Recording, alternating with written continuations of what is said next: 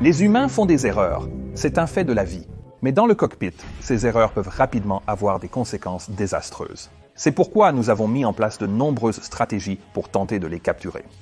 Mais que se passe-t-il lorsque presque tout conspire à saper ces stratégies et à créer une situation où les pilotes ne peuvent tout simplement pas comprendre ce qui se passe et ils n'ont que quelques secondes pour le faire?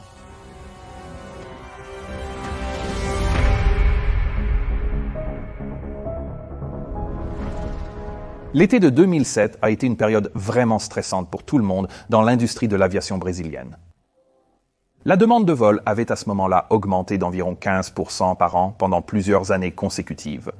Pour aggraver la situation, Varig, la plus grande compagnie aérienne brésilienne, venait de cesser ses activités. Quand c'est arrivé, d'autres compagnies ont tenté de se développer pour combler le vide, mais l'infrastructure aéroportuaire du pays ne suivait pas le rythme. Les aéroports obsolètes et les tours de contrôle sous-effectifs ont causé des retards dans tout le réseau. Et en juillet 2007, plus de la moitié de tous les vols au Brésil fonctionnaient avec de grands retards, ce qui a vraiment exaspéré les passagers.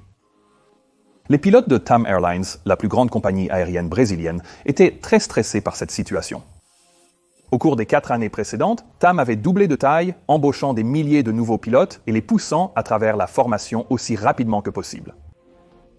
Une fois leur travail terminé, les pilotes faisaient face à des retards, des congestions et des clients en colère qui perturbaient les vols et agressaient le personnel de la compagnie aérienne.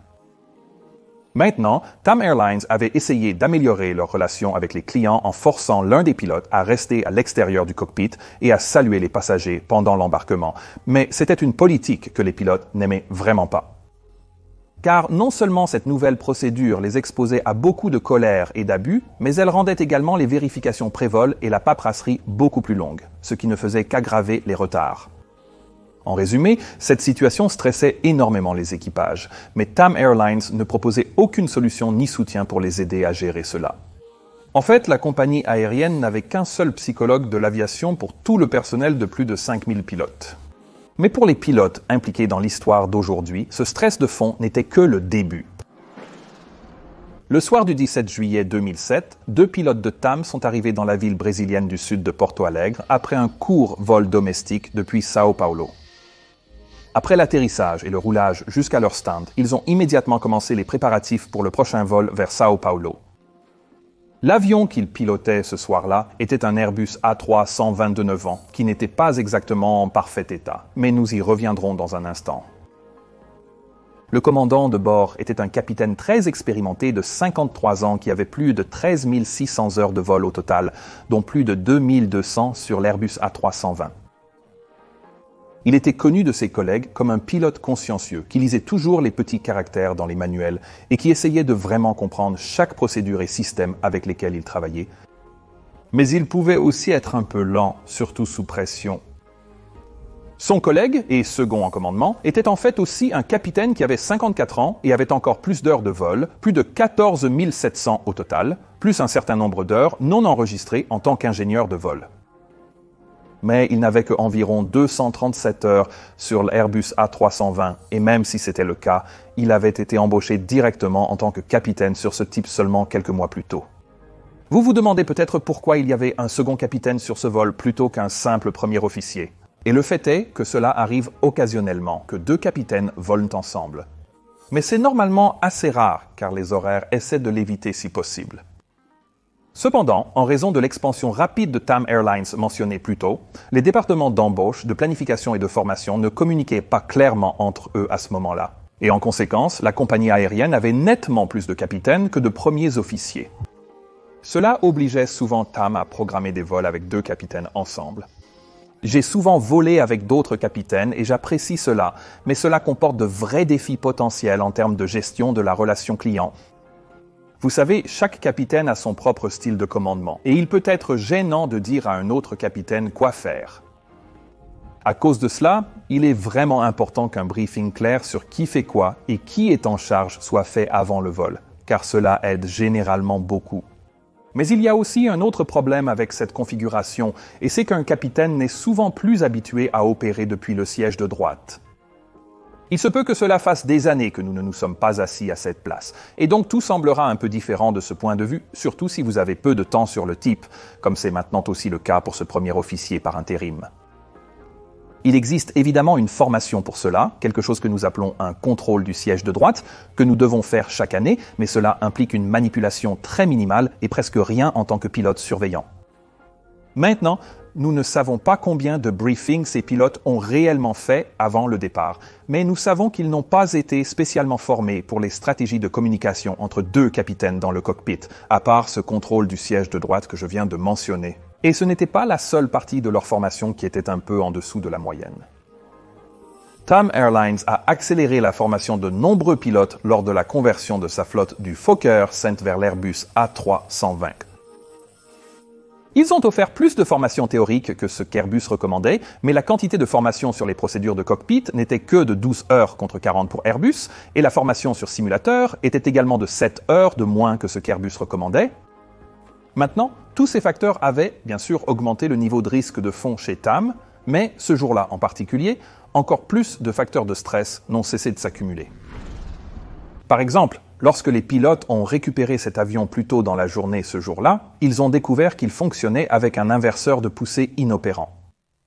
Maintenant, le but de l'inverseur de poussée est bien sûr d'inverser la poussée du moteur afin d'aider à ralentir l'avion après l'atterrissage ou après un décollage refusé. Et sur les moteurs International Aero Engines V2500 que cet avion utilisait, les inverseurs de poussée étaient constitués de portes de blocage qui transitaient vers l'arrière le long de l'extérieur du moteur, ouvrant des cascades pour permettre à l'air de dérivation de s'échapper vers l'avant au lieu de l'arrière.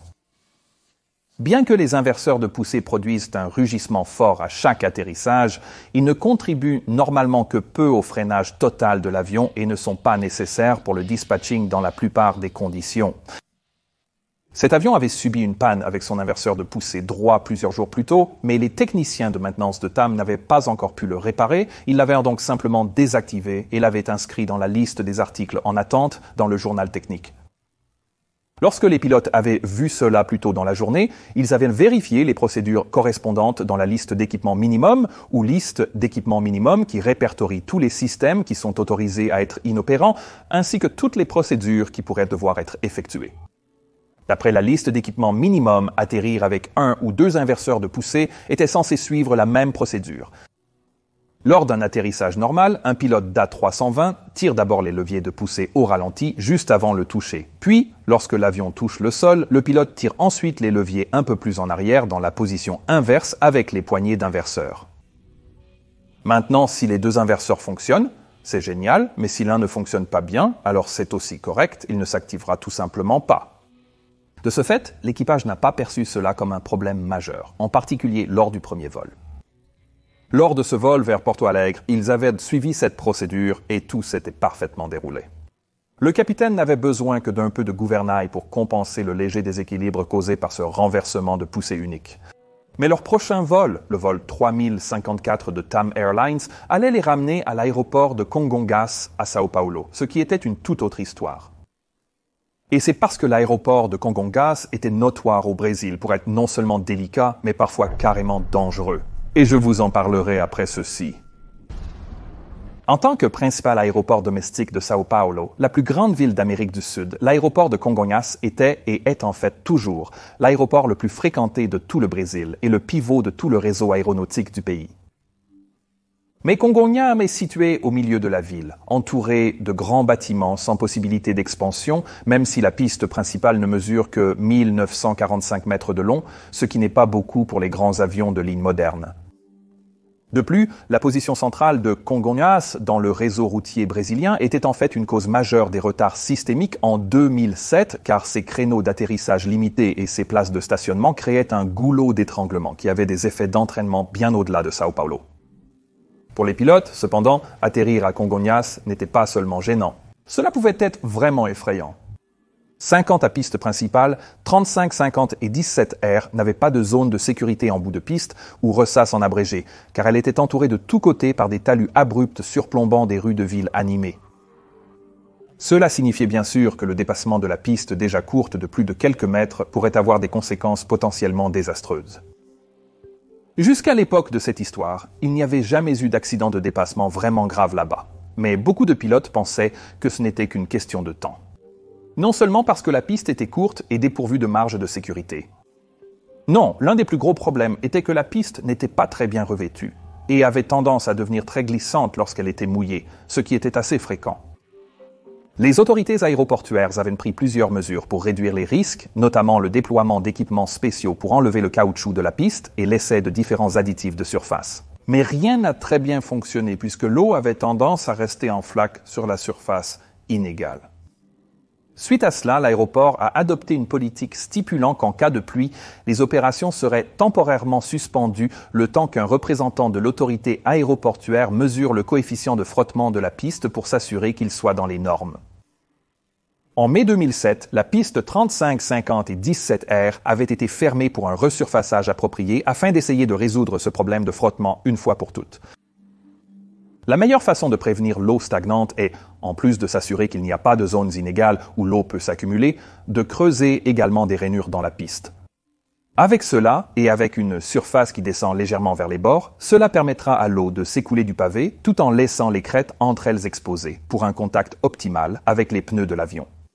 Cependant, à l'approche de l'échéance du projet de restauration de la piste, les rainures n'étaient toujours pas réalisées.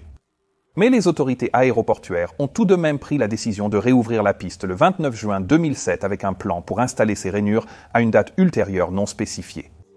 La réouverture de la piste sans rainures s'est faite sans consulter l'autorité de l'aviation civile du Brésil, Agence nationale de l'aviation civile, et cela était dû au fait que l'ensemble du projet de rénovation n'avait pas reçu l'approbation de l'Agence nationale de l'aviation civile, ce qui était dû au fait que l'aéroport lui-même, l'aéroport le plus fréquenté du Brésil, n'avait même pas de certificat d'exploitation de l'Agence nationale de l'aviation civile.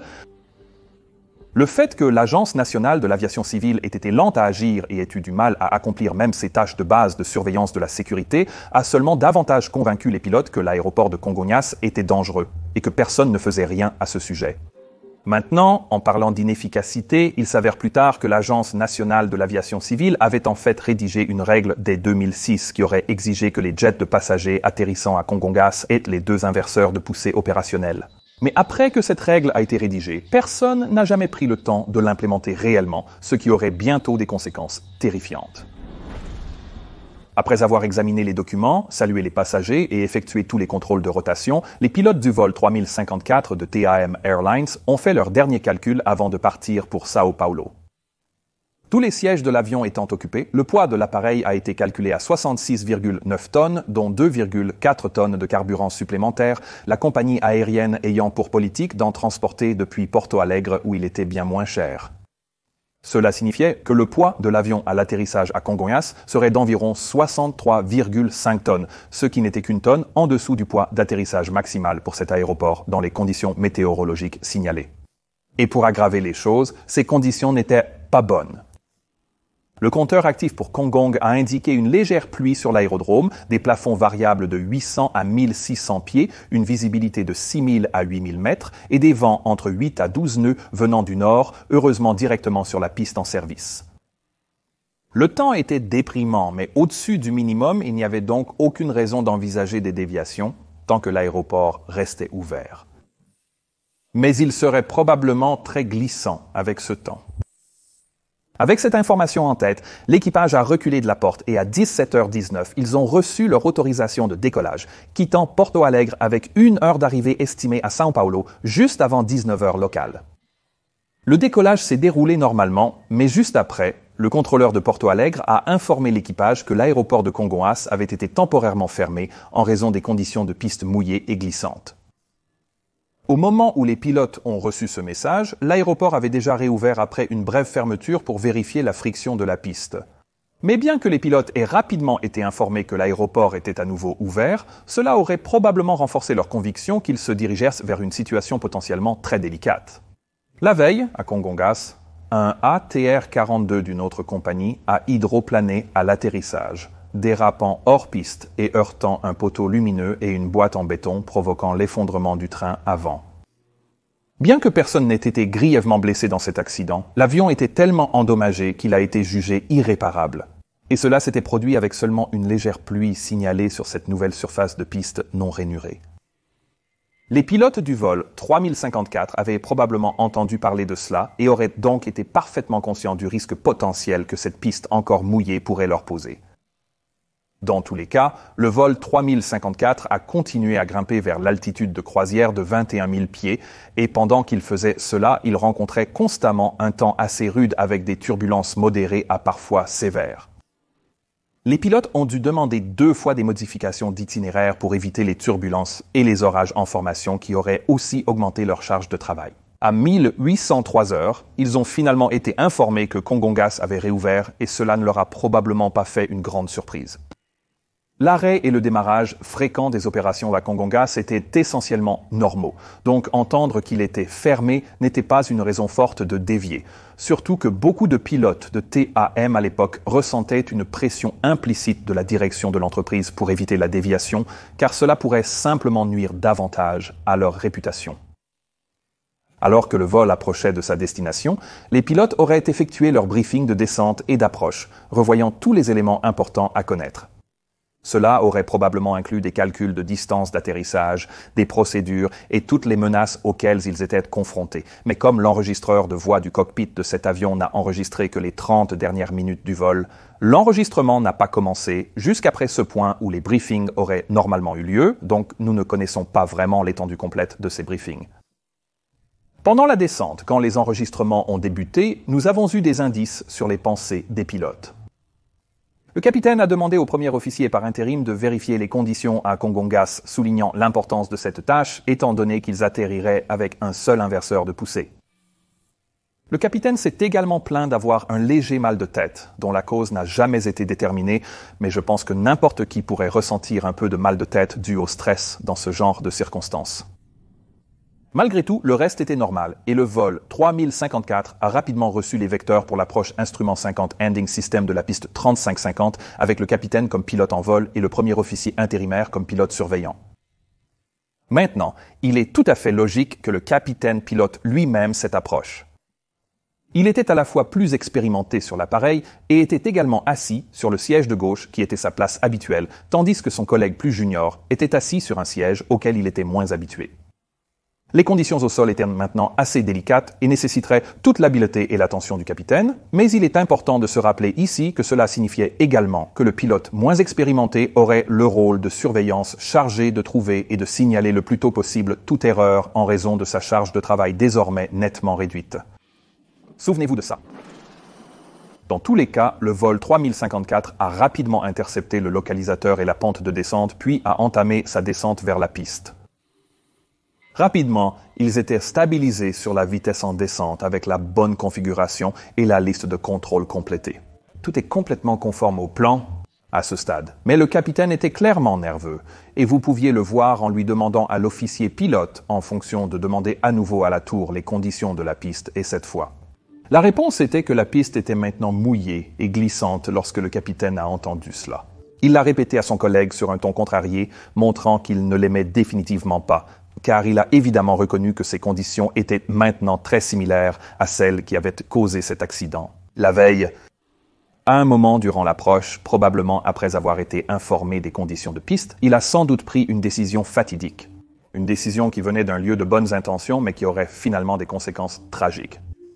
Le capitaine, un pilote chevronné avec plus de 2000 heures sur l'Airbus A320, avait probablement déjà volé de nombreuses fois avec des traverses de poussée inopérantes. S'il l'avait fait, il aurait utilisé une procédure d'atterrissage très différente. Vous souvenez-vous comment j'ai dit que la technique pour atterrir avec un inverseur de poussée était maintenant la même que pour atterrir avec deux? En fait, cela n'a pas toujours été ainsi.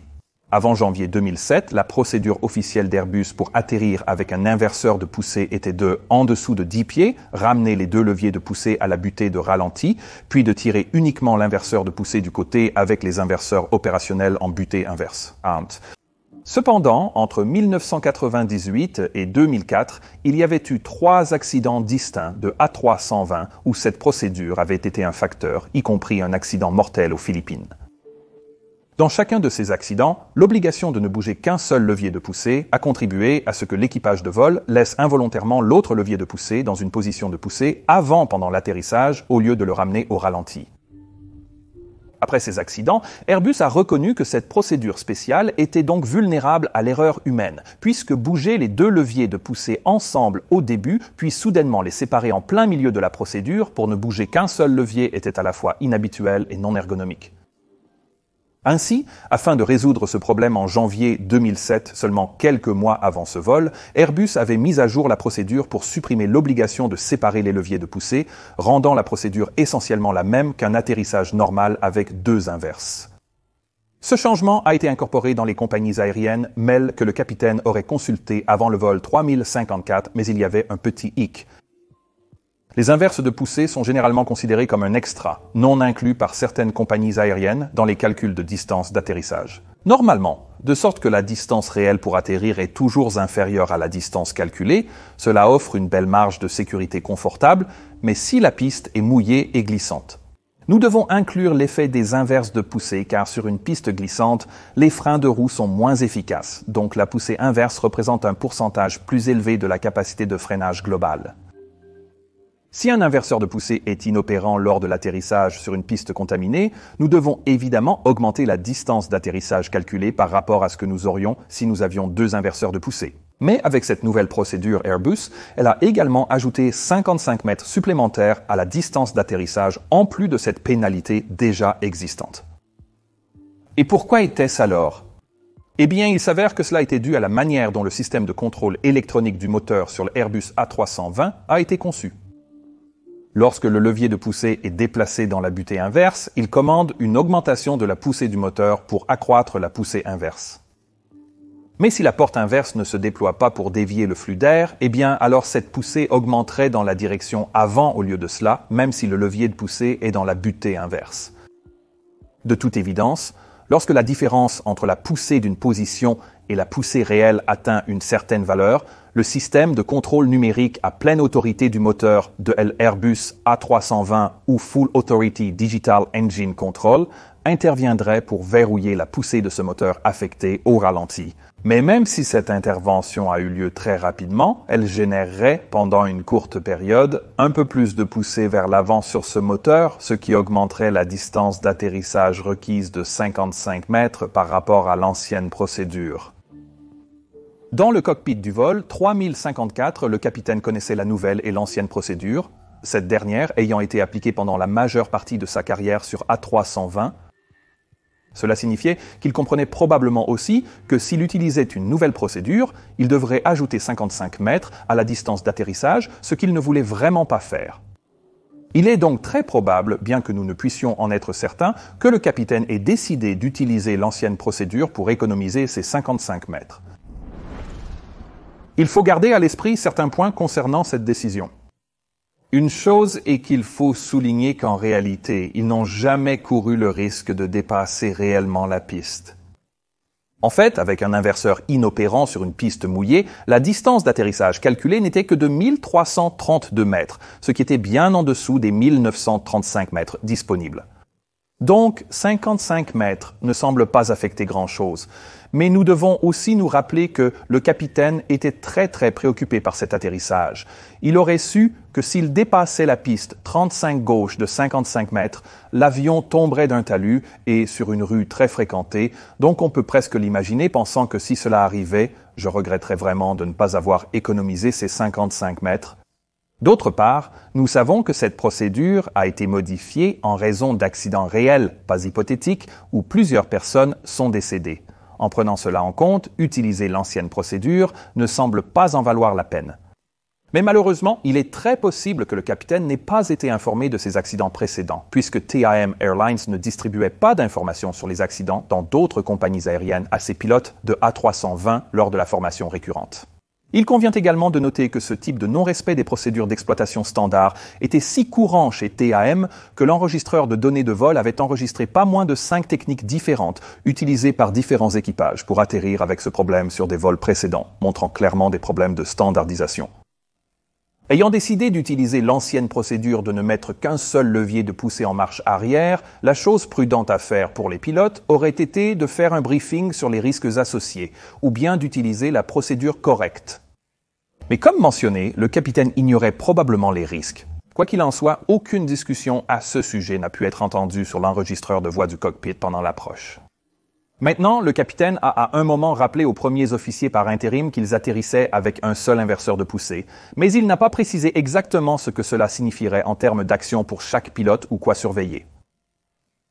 Maintenant, si vous combinez ce manque relatif de conscience de la situation avec le stress élevé que les pilotes étaient probablement en train de ressentir, eh bien, alors vous avez une situation propice à l'erreur humaine. À 18h54, le vol 3054 de Time Airlines a franchi le seuil de la piste 35 gauche, entièrement configuré et prêt à atterrir.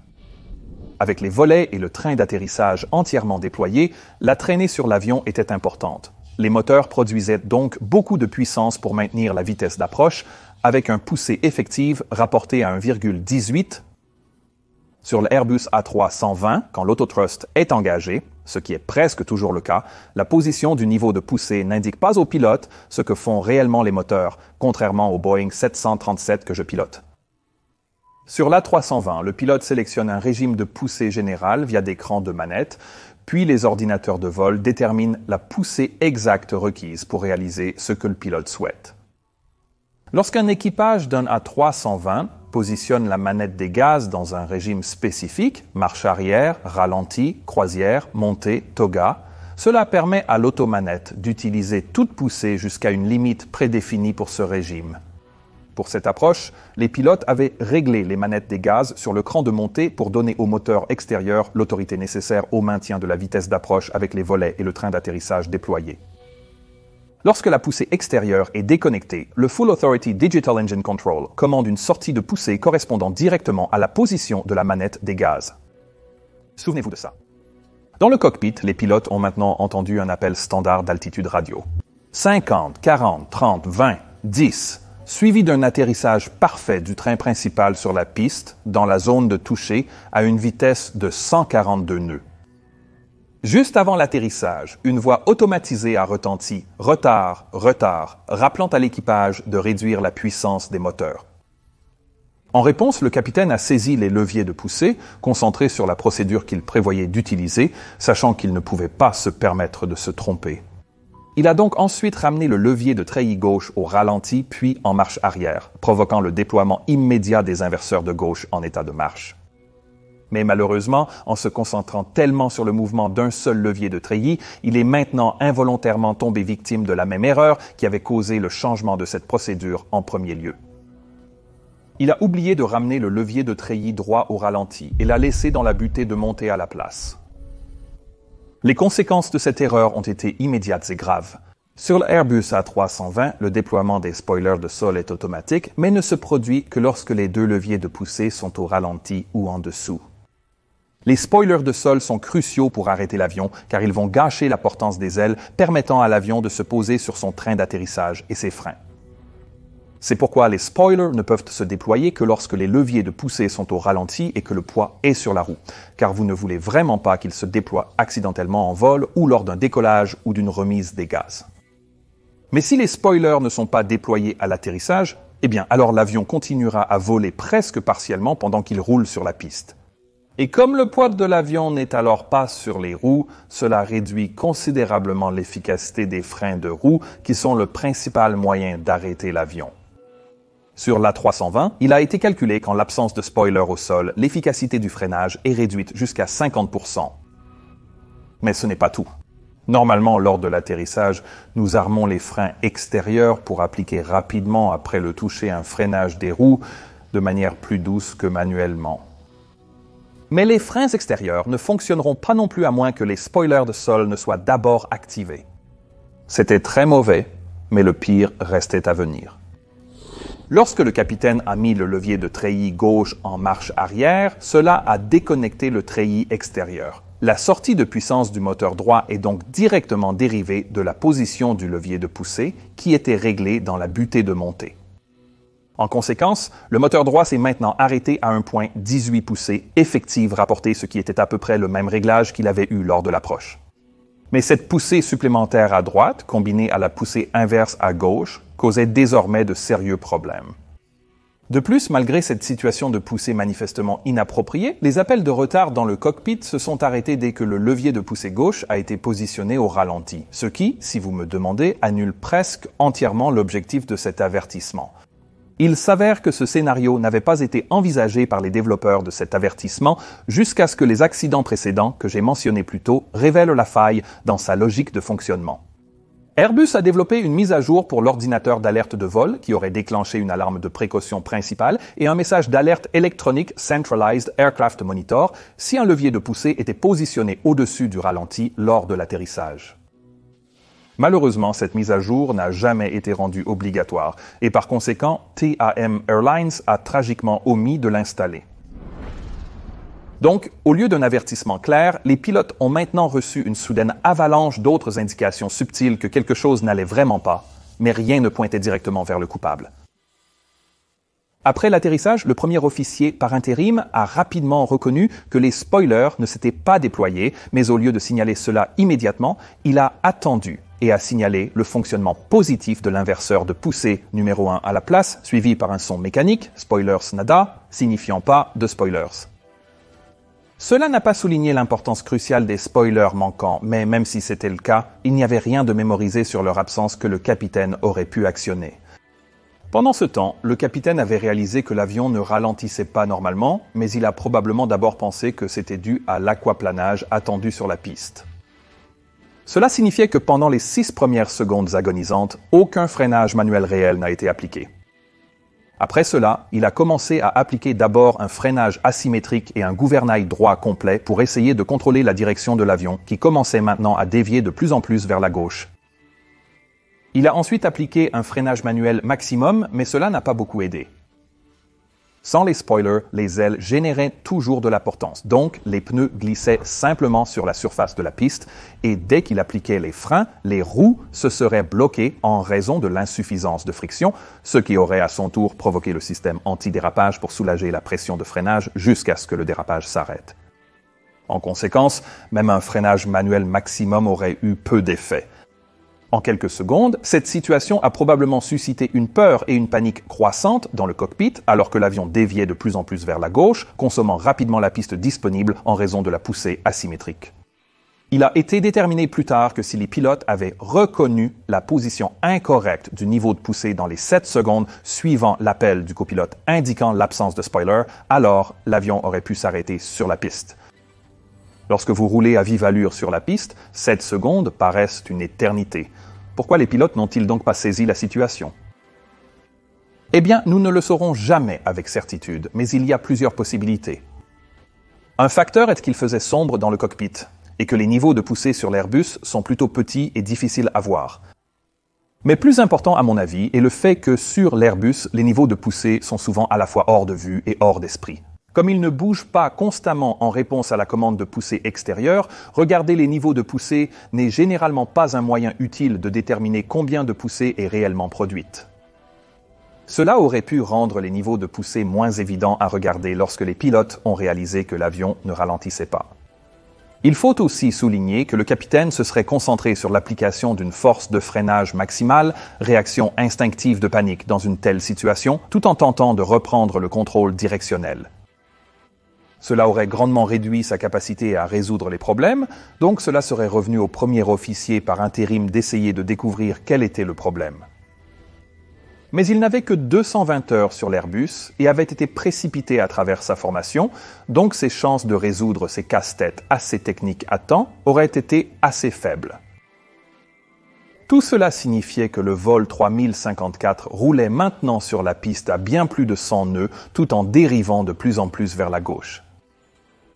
Le capitaine a fait tout ce qu'il pouvait pour essayer de contrer cette dérive en utilisant le gouvernail et les freins, mais l'autorité du gouvernail diminue à mesure que la vitesse diminue. Donc, la poussée asymétrique a rapidement surpassé sa capacité à contrôler l'avion. L'avion a bientôt franchi les lumières de bord de piste et est passé sur l'herbe alors que les pilotes essayaient désespérément de l'arrêter, mais il était maintenant bien trop tard. Voyageant à la vitesse de 96 nœuds, l'avion a d'abord traversé la voie de circulation, puis a dévié sur le côté gauche de la zone d'extrémité de la piste, devenant brièvement aérien pendant quelques secondes alors qu'il survolait le talus de 16 mètres de haut. Il a ensuite tout juste franchi le grand boulevard en contrebas avant de s'écraser directement dans une station-service et un bâtiment abritant les bureaux du service de fret express de TAM Airlines.